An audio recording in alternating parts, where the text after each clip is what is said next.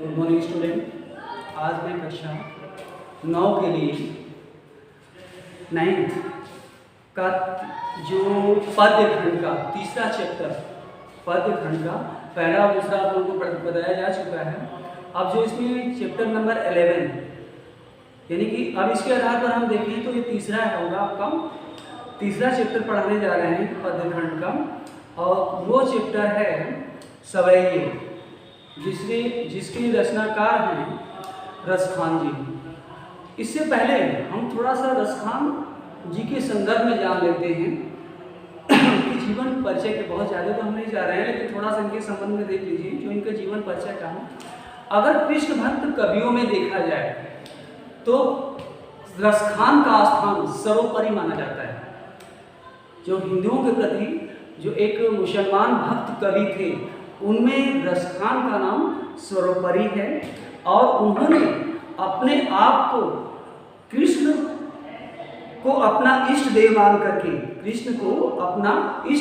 करके उन्हीं की सदैव उन्होंने आराधना की है। अब जहाँ तक उनका जन्म दिल्ली के एक खान परिवार में हुआ था, और वो उनका जो असली नाम था वो क्या था, सैयद इब्राहिम था। और सैयद इब्राहिम ही बाद में चल करके रसखान के नाम से प्रसिद्ध हुए, और उन्होंने कृष्ण प्रेम में अपने आप को पूरी तरह से समर्पित कर दिया। इतनी सानिध्यता बैठा दी, इतनी सानिध्यता कि मतलब अपने आप को, और कृष्ण जैसा कि आपने राधा कृष्ण ये तो सुना ही होगा, और इसमें मीरा का नाम, जैसे कवित्री मीरा है, मीरा के संदर्भ में भी देखेंगे तो कहीं कहीं का स्वरूप आपको दिखाई देगा। तो उस स्वरूप में रसखान जी भी अपने आप को पूर्ण समर्पित की भावना से कृष्ण के प्रति पूरी तरह से समर्पित हो जाते हैं। और समर्पित होने के बाद उनके मन की प्रबल इच्छाएं क्या है, आप यहाँ पर देखिए। इसमें पहले पाठ परिचय देख लेते हैं। रसखान कृष्ण की लीला भूमि वृंदावन और मथुरा की प्रत्येक वस्तु से प्रेम करते हैं, क्योंकि उनका संबंध उनके आराध्य देव श्री कृष्ण से। वे मनुष्य पशु पक्षी के रूप में भी ब्रज में ही जन्म लेना चाहते हैं, गोवर्धन पर्वत का पत्थर बनना चाहते हैं, ग्वाल के रूप में श्री कृष्ण को कंबल और लाठी का उपयोग करते हैं। उनके लिए ये तीनों लोगों का सुख छोड़ने के लिए तैयार हो जाते हैं, और वे कृष्ण का रूप धारण करना चाहते हैं। ऐसा ही मनोरथ वर्णन इस सवैये में किया गया है। तो कहने का मतलब कि अब पहली बात कि जहाँ पर उनका जन्म हुआ, नहीं कृष्ण का जन्म हुआ है, और जिन से सानिध्यता यानी निकटता श्री कृष्ण से रही है, उन सारी चीज़ों को वो देखना चाहते हैं और उनसे वो अवगत होना चाहते हैं। और दूसरी बात इसमें बताई गई है कि वो उनके द्वारा जो भी चीज़ें प्रयोग में की जाती थी, जो वस्तुएं प्रयोग में लाई जाती थी, उनके लिए वो तीनों, अगर वो चीज़ें मिल जाएं तो संसार में जितने भी सुख हैं उन सब सुखों को ये त्याग करने की बात कर रहे हैं, और अंत में उन्हीं के रूप को धारण करने की बात यहाँ पर कही गई है उनके द्वारा, रसखान के द्वारा। तो जो इसमें 4 पद दिए गए हैं, 4 पद में सबसे पहले मैं आपको पहला और दूसरा पद पढ़ाने जा रहा हूँ, और अगले टर्म में मैं आपको तीसरा और चौथा पद पढ़ाऊंगा। तो जो इसमें सबसे पहला पद है आपका, उसको ध्यान से देख लीजिए।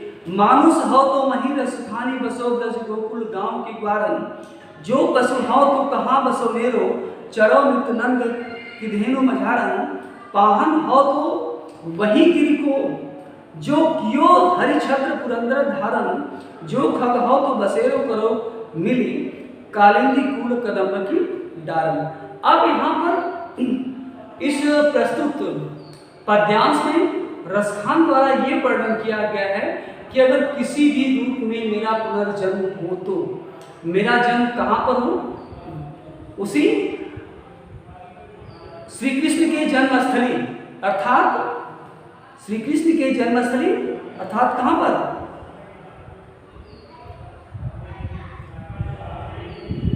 श्री कृष्ण के जन्मस्थली वृंदावन में हो, श्री कृष्ण के जन्मस्थली वृंदावन में हो और जो भी रूप मुझे मिले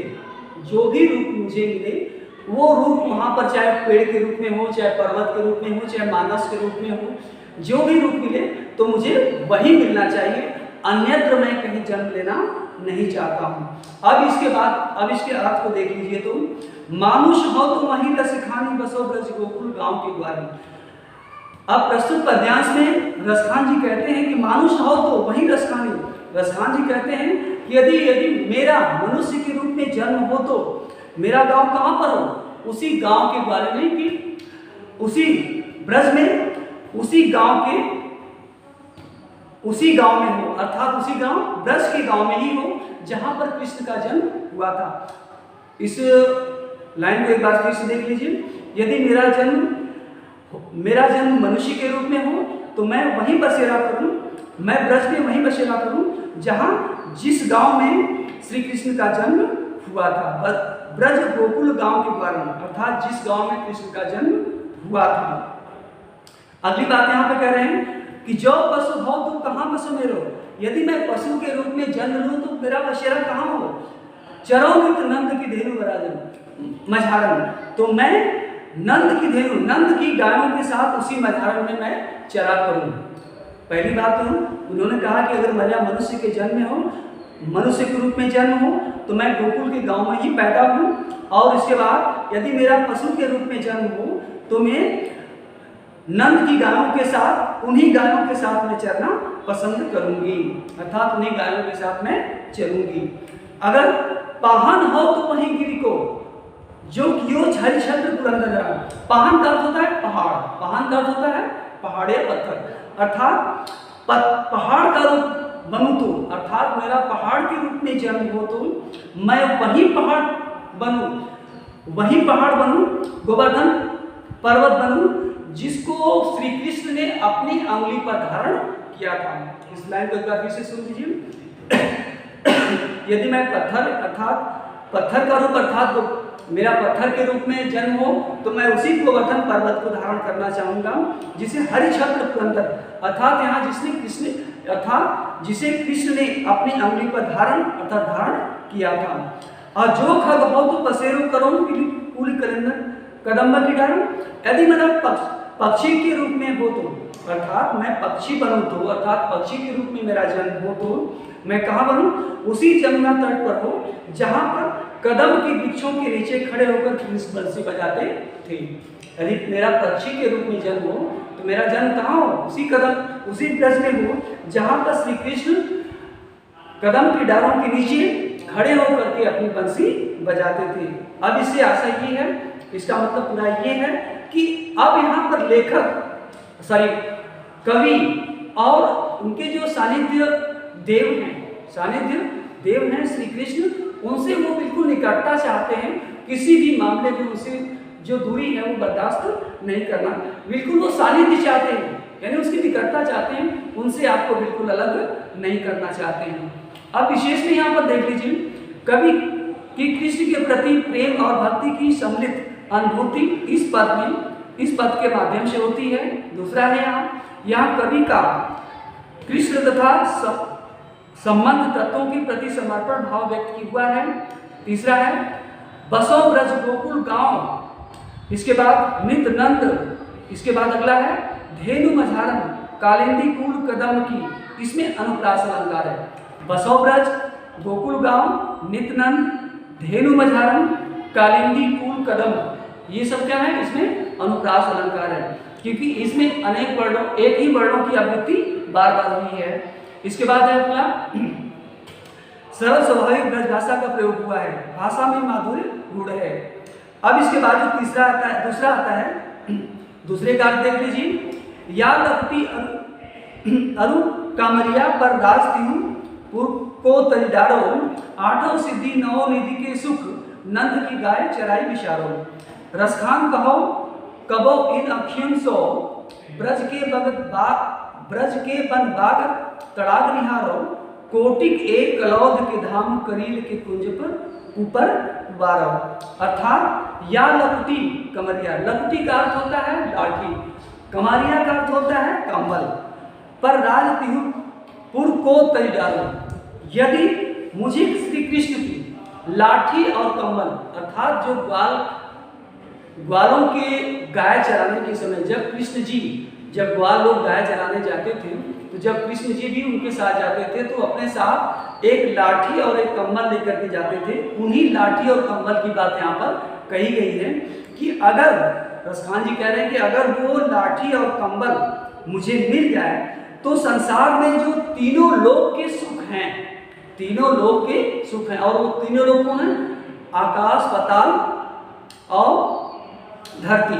आकाश, पाताल और धरती, अगर ये तीनों लोगों का राज्य यानी सुख मुझे मिल जाए तब भी उनके लाठी और कम्बल पर इसको त्याग कर दूंगा, अर्थात इसको विचार दूंगा, इसको छोड़ दूंगा। इसके बाद आठों सिद्धि 9 निधि के सुख, और 8 प्रकार की जो सिद्धियां होती हैं और 9 प्रकार के जो सुख होते हैं, 8 प्रकार की सिद्धियां जो 9 प्रकार के सुख होते हैं, अगर मुझे उनके गाय चराने का अवसर मिल जाए तो जो 8 प्रकार की सिद्धियां और 9 प्रकार के जो सुख हैं उनको भी मैं क्या करूंगा? विसार दूंगा, यानी त्याग कर दूंगा। इसके बाद तीसरी लाइन का अर्थ है, रसखान कहो इन अखियों से ब्रज के वन बाग तड़ाग निहारो। रसखान जी कह रहे हैं कि कभी ऐसा अवसर मिल जाए कि मेरी इन आंखों को ब्रजमंडल के बागों को देखने का अवसर मिल जाए तो मैं क्या करूंगा? कोटिक एक कलौद के धाम, कोटिक माने करोड़ों, कलौद के धाम यानी कलौद के धाम, धाम मतलब घर होता है, कलौद मतलब होता है सोने के, तो ऐसे करोड़ों सोने के धाम यानी घर, कुरीली की कंज यानी जो करील के कुंज हैं, यानी करील के कुंज हैं, करील के कुंजों पर मैं क्या करूंगा कि करील के कुंजों पर ऊपर वार, अर्थात ऐसे करोड़ों मकान के करील के कुंजों पर वार कर दूंगा। किसके ऊपर वार कर दूंगा? अर्थात इसका मतलब समझ आया आप लोगों को कि अगर मुझे कृष्ण के साथ इन सब चीजों को देखने का अवसर मिल जाए तो मैं करील की कुंज पर रहते हुए सोने के महल का भी परित्याग कर दूंगा, अर्थात उसे छोड़ दूंगा। अब तो मैं समझता हूँ कि ये बातें समझ में आ गई। इस लाइन को फिर से देख लो आप लोग। या लोग अरे कमरिया पर राज के पुर को तजदारूं, यदि मुझे, यहाँ पर परशुराम जी कह रहे हैं कि यदि मुझे श्री कृष्ण जी की लाठी और कंबल मिल जाए तो संसार के जो तीनों राज्य के तीनों पुर अर्थात तीनों राज्यों तीनों लोगों के जो सुख हैं उसका मैं परित्याग कर दूंगा, अर्थात उसको छोड़ दूंगा। और यदि उनकी गाय चराने का अवसर मिल जाता है, नंद की गाय चराना अर्थात उनके गाय चराने का अवसर मिल जाए तो संसार में जो 8 प्रकार की सिद्धियां होती है और 9 प्रकार के सुख होते हैं उसको भी मैं परित्याग कर दूंगा। और रसखान जी अंत में कहते हैं कि यदि मुझे उन ब्रज के बाग और तालाब को निहारने का मेरी आंखों को अवसर मिल जाता है तो मैं करील के कुंजों पर रहते हुए भी ऐसे करोड़ों सोने के महल का मैं त्याग कर सकता हूँ, अर्थात उसका न्यौछावर कर सकता हूँ। यहाँ कवि ने कृष्ण के प्रति अपनी अनन्य भक्ति का परिचय दिया है। एक बात ध्यान से सुन लीजिए, यहाँ जो कृष्ण है, यहाँ कवि है कृष्ण के प्रति अनन्य भक्ति का परिचय दिया है। कवि कृष्ण का प्रेम पाने के लिए संसार की सभी सुख त्यागने को तैयार है, अर्थात अगर वो चीजें मिल जाती हैं तो जितने भी संसार में सुख है उस सुख का परित्याग कर देगा। कौन? कवि। नवनिधि ब्रज के वन बाग करील के कुंजन में अनुप्रास अलंकार है। गाय चराई में स्वमित्री है, गाय चराई में स्वमित्री है। अब आप लोगों को ये 2 पद बताए गए हैं, ये दोनों पदों के अर्थ आपको लिख करके भेजना है। एक बार फिर से ध्यान से सुन लीजिए, ये जो 2 पद बताए गए हैं ये दोनों पदों के अर्थ आप लिख करके भेजेंगे। धन्यवाद।